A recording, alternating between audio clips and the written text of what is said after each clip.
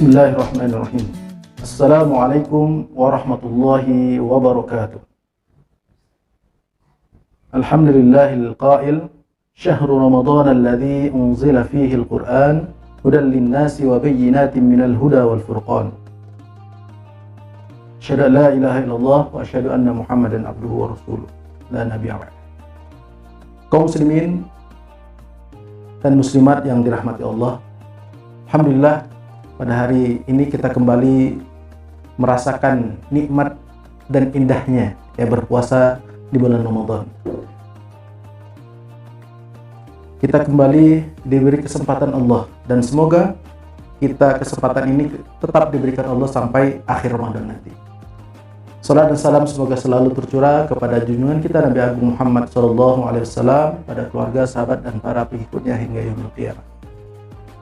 Kaum muslimin yang dimuliakan Allah, pada kesempatan ini kami diamanahi oleh panitia untuk menyampaikan satu tema, yaitu tentang berpuasa tapi sia-sia. Nah, tentu tema ini mengundang pertanyaan bagi kita. Kenapa seseorang yang berpuasa tapi kemudian disebut dengan melakukan kesia-siaan? Ada sebuah hadis yang mengatakan, qala Rasulullah SAW, kam min sha'imin laisa lahu min siyamihi illa al-ju' wal atas. Kam min sha'imin, betapa banyak orang yang berpuasa, laisa lahu min siyamihi, tapi dia tidak mendapatkan apapun baginya dari puasanya tersebut, illa al-ju' wal atas, kecuali lapar dan dahaga saja.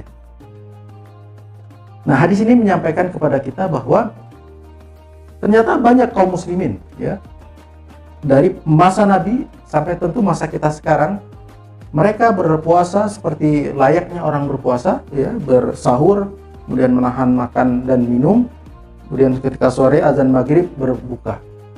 Tapi dari semua aktivitas itu tidak mendapatkan apapun kecuali lapar saja dan dahaga saja.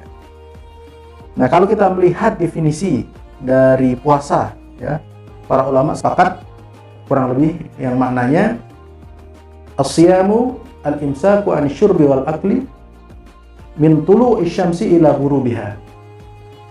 Puasa itu adalah menahan lapar dan menahan makan dan menahan minum dari terbitnya matahari sampai terbenamnya di barat. Wa anil muftirat tadi, minal akli wa syurbi wa anil muftirat, dari makan dan minum serta hal-hal yang membatalkan lainnya. Nah, orang-orang kemudian kita perhatikan berpuasa hanya menahan makan dan lapar saja, makan dan minum saja.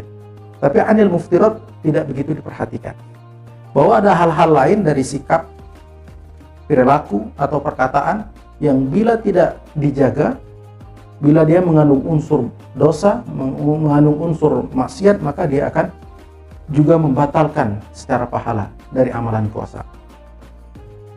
Nah, sehingga muftirat ini selain makan dan minum atau berhubungan suami istri adalah sesuatu yang harus kita perhatikan dalam melaksanakan ibadah puasa agar pahalanya maksimal kita peroleh.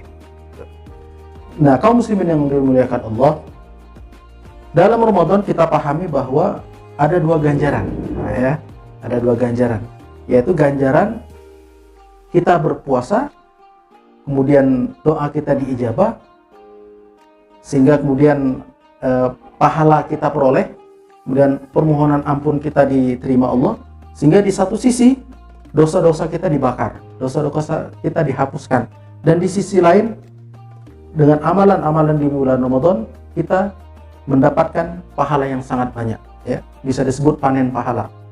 Nah, sehingga kemudian inilah yang kemudian mengantarkan kita pada minal aidin wal faizin, pada 1 Syawal. Kita menjadi kembali fitri, dosa-dosa kita sudah dilebur, amalan-amalan kita banyak yang kita panen, sehingga kita menjadi kembali suci dan menjadi pemenang melawan hawa nafsu kita. Nah, orang-orang yang tidak mendapatkan apapun dari puasanya itu tidak menang pada sungguhnya, karena dia tidak bisa mengendalikan hawa nafsunya, ucapannya, perilakunya, dan seterusnya.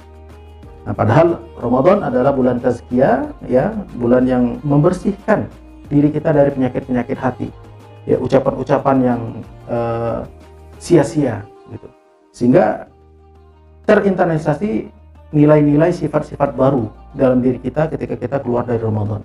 Disitulah kemudian kita disebut pemenang dan kembali suci gitu. Nah, dalam Al-Quran disebutkan juga qad aflaha man dzakkaha wa qad khaba man dassaha. Ya, maka beruntunglah orang-orang yang membersihkan jiwanya, hatinya dari penyakit-penyakit hati tadi. Sombong, iri, ujub, takabur, ya, ngatain orang, memfitnah dan seterusnya. Itu dibersihkan. Maka kita akan qad khaba, qad aflaha, ya, kita beruntung. Wa qad khaba man dassaha, maka merugi orang-orang yang mengotori hatinya, gitu ya.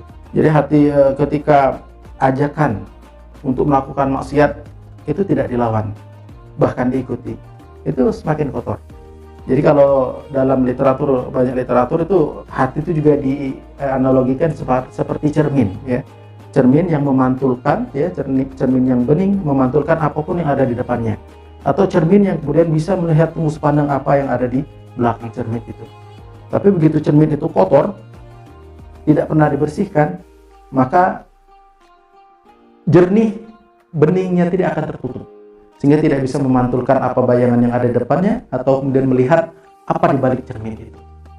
Nah, sama ketika hati kita, jiwa kita terus kita kotori, kita biarkan penyakit-penyakit hati itu terus berada menguasai jiwa kita, maka hati kita akan tertutup dan hati kita akan menjadi qalbun marid, hati yang sakit, atau bahkan pada tahap qalbun mayyit, hati yang mati gitu ya. Nah, sehingga kita harapkan, ya, di bulan Ramadan kita membersihkan perilaku-perilaku buruk yang ada dalam diri kita, sehingga potensi-potensi untuk menjadi sia-sia tadi akan hilang, ya. Jadi potensi yang membuat puasa kita sia-sia itu menjadi hilang. Nah, gitu. Maka ada beberapa hal yang bisa membuat puasa kita menjadi sia-sia. Tentu banyak, ya, kalau kita sebutkan dari perilaku, ya, dari sikap atau dari ucapan, itu sangat banyak. Tapi pada kesempatan ini kami ingin menyampaikan 5 saja apa yang bisa membuat puasa kita menjadi sia-sia. Ya, ketika kita tidak mampu mengkondisikan, menguasai perilaku baik yang ada dalam diri kita, membersihkan hati kita. Yang pertama adalah lalai dalam beribadah. Ya, nah, bagaimana kemudian kita berpuasa fardu, berpuasa wajib di bulan Ramadan, tapi kemudian meninggalkan ibadah atau melalaikan ibadah yang wajib lainnya, umpama. Ya, dia berpuasa Ramadan tapi tidak sholat atau sholatnya lalai, gitu.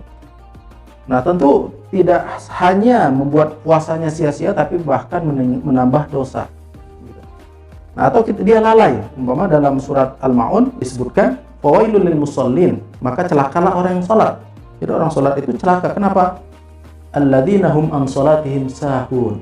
Karena dia dalam sholatnya lalai, ya.